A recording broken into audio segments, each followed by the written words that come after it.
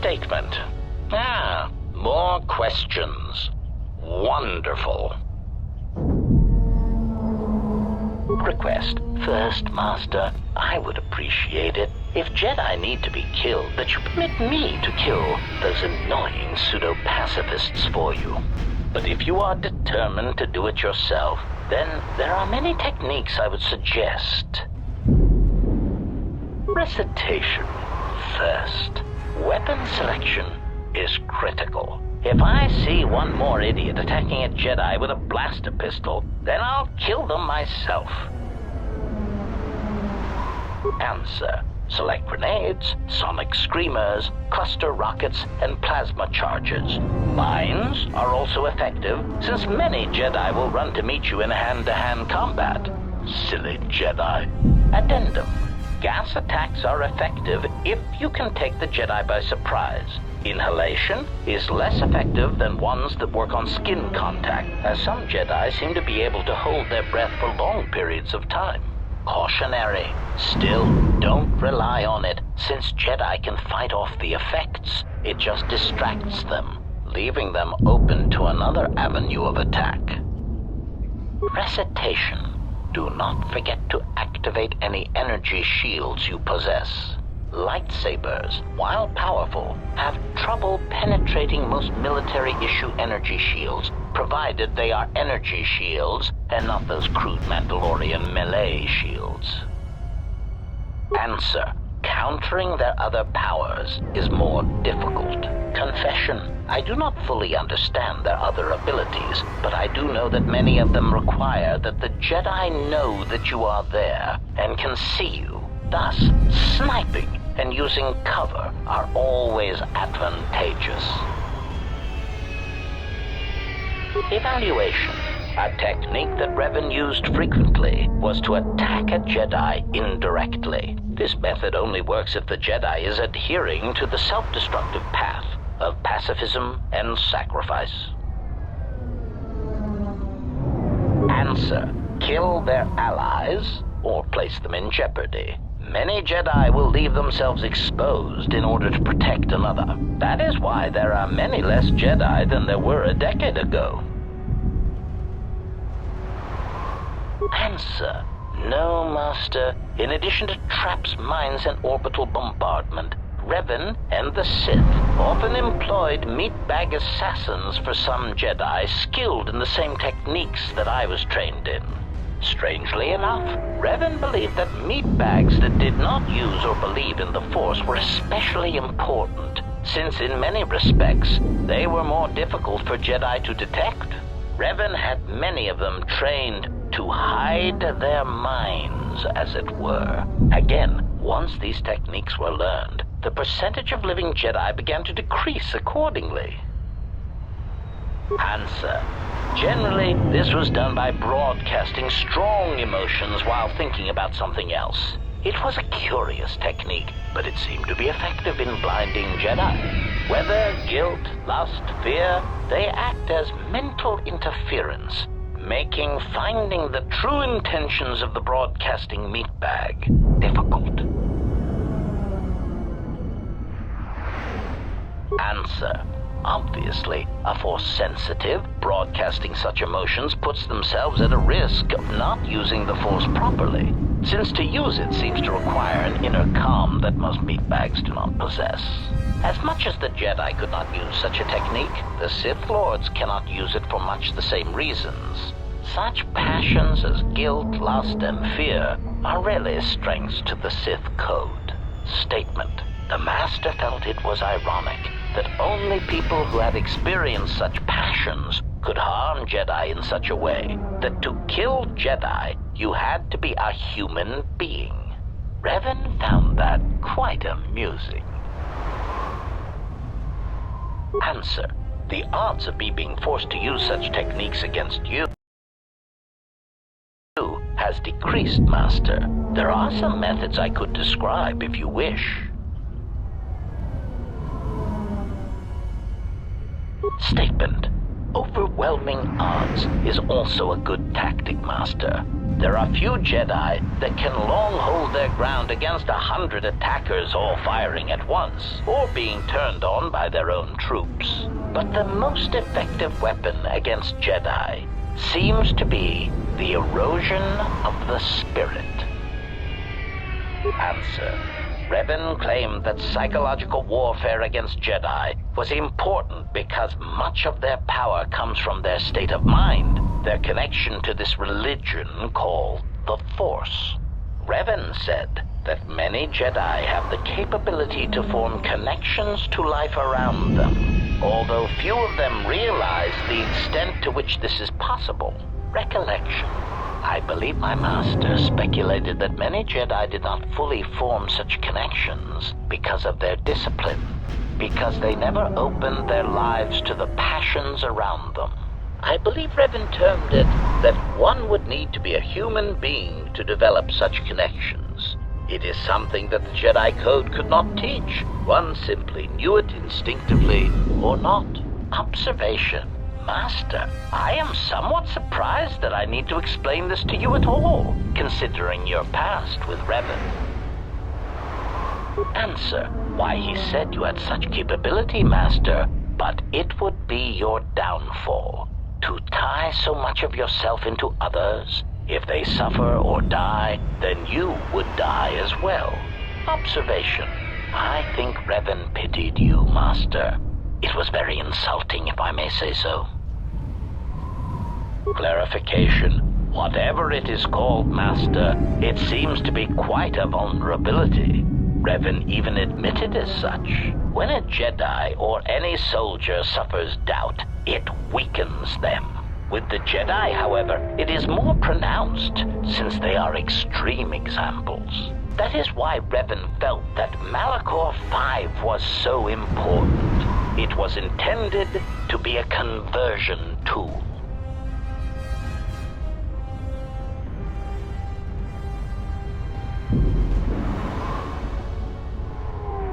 Assessment. When faced with a continuous series of hard-fought battles, I detected a significant statistical increase in Jedi following Revan over the Jedi Code, a compromise in principles brought about by battlefield conditions.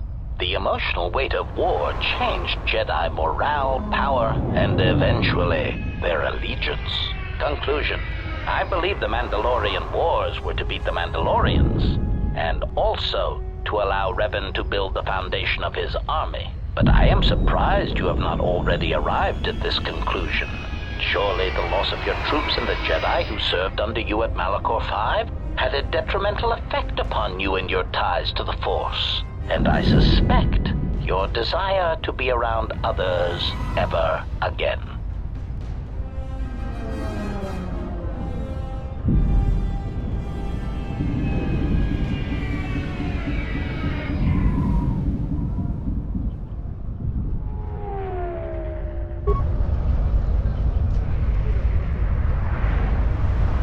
Ready to serve.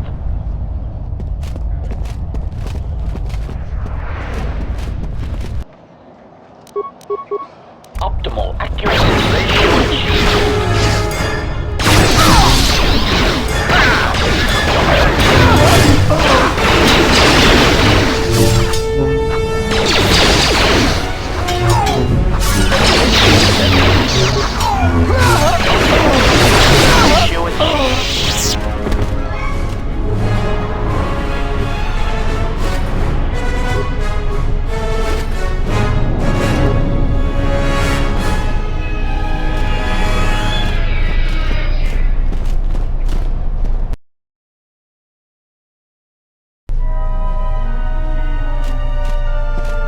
What's happening in the West Square? It sounded like battle. Command's ordered comm blackout. Do you know what's going on?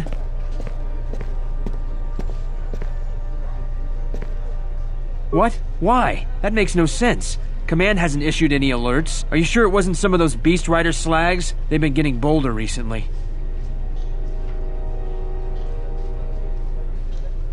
You must be mistaken. Soldiers just don't attack civilians without orders. If it weren't for the comm blackout, I'd check with Command. Just head to the safety of the Merchant Square, citizen. We'll send a patrol to investigate as soon as we can contact our HQ. Not all the military is after us. Still, Vaklu can throw a whole army at us. I think we've outworn our welcome over here. We should head over to the spaceport before General Vaklu invents some charges against us. Then we'd be in real trouble.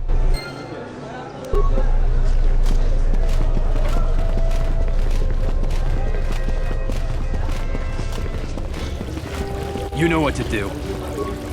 We're gonna Let's do.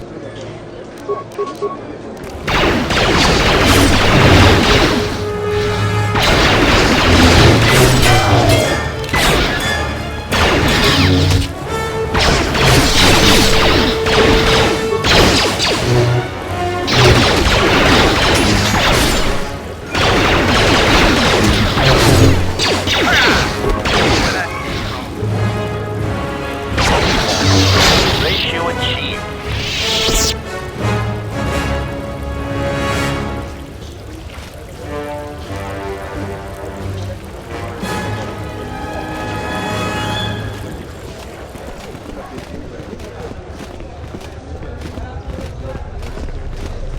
The diagnostic is doing something strange. Target acquired. What the hell does that mean?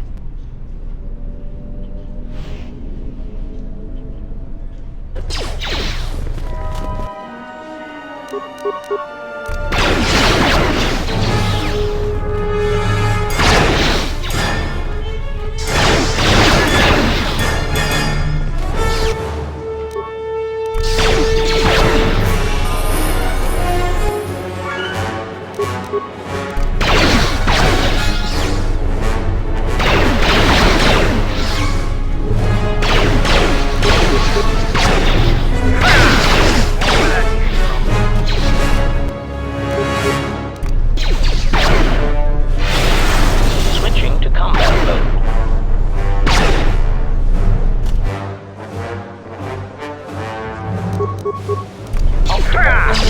Ratio achieved. Optimal accuracy ratio achieved.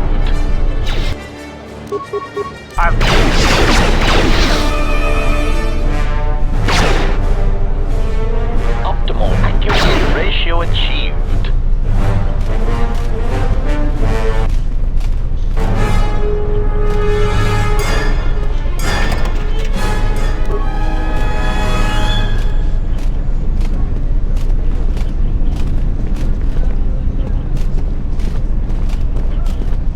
Your visa's been scanned. You're cleared to leave. I'd leave right away. Things are going crazy in this quarter. Trouble seems to follow you, off-worlder. The shuttle is just ahead. I think we should get out of here fast. It's gonna be some time before they forget about us here. No more trips to Iziz for us until the situation changes. A lot.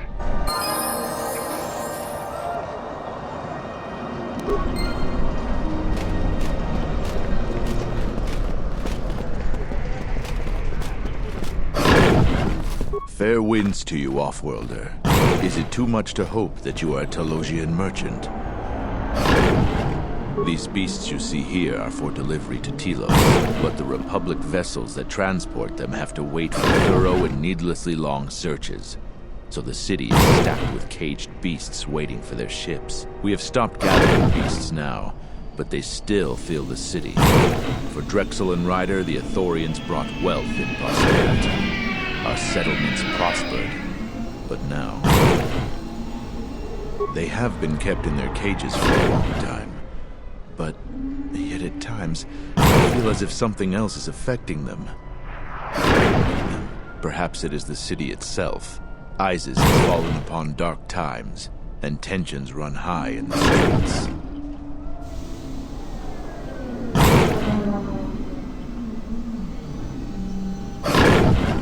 I am a beast rider.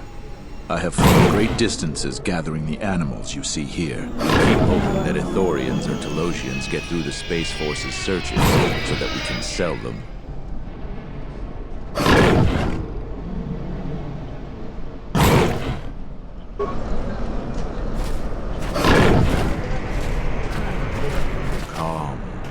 Calm. What? Run! The bomber is out of control!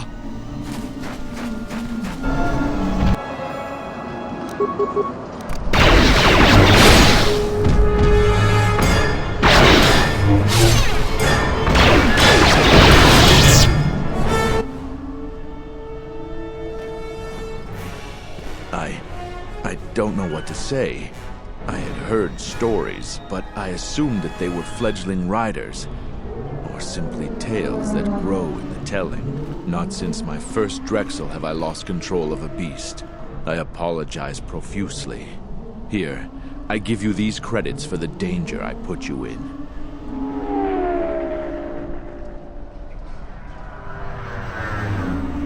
The beasts grow more agitated by the day.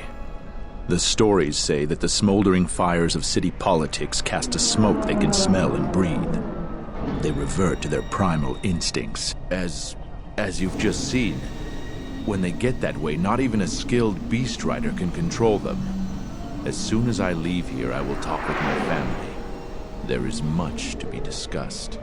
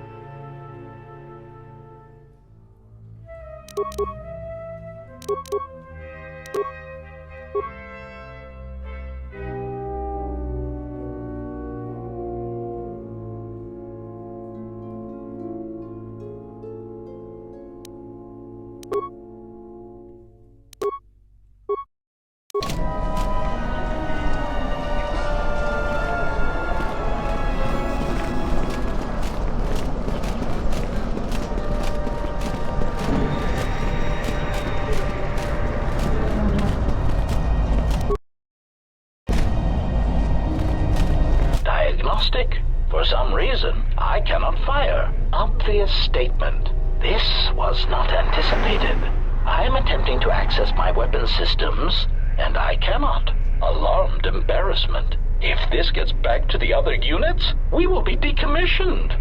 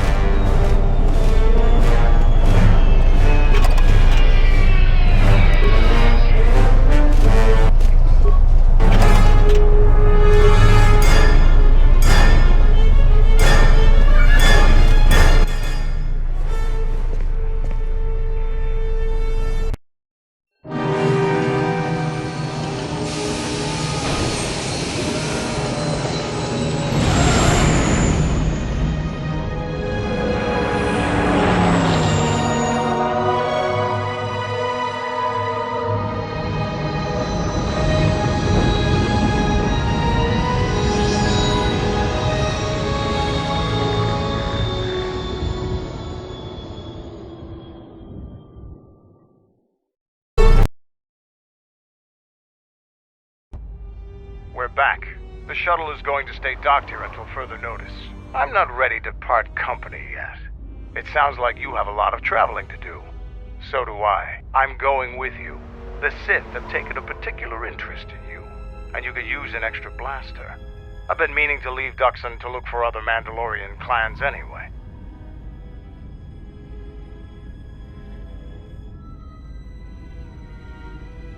I don't have it in me.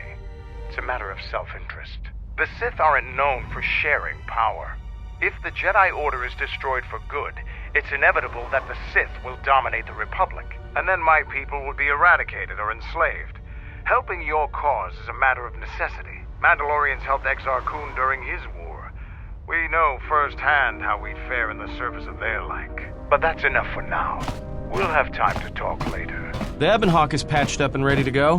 When you're ready to depart, we can ask the guide here to take us back to the ship.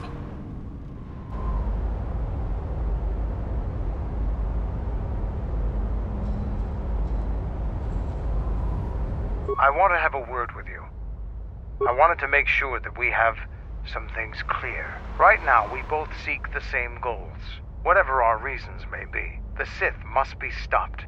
If they destroy the Jedi, the Republic will fall and my people will be eradicated or enslaved. To survive, I'll help you. But as Mandalore, I have another duty. The unification of the clans. After our defeat at Malachor, the survivors spread across the Outer Rim, many taking up work as mercenaries, or worse.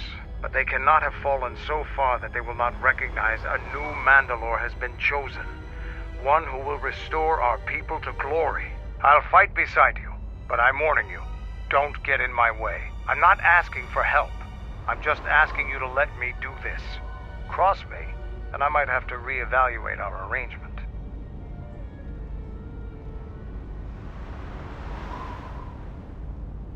After the Sith are dealt with, you can turn your attention to us.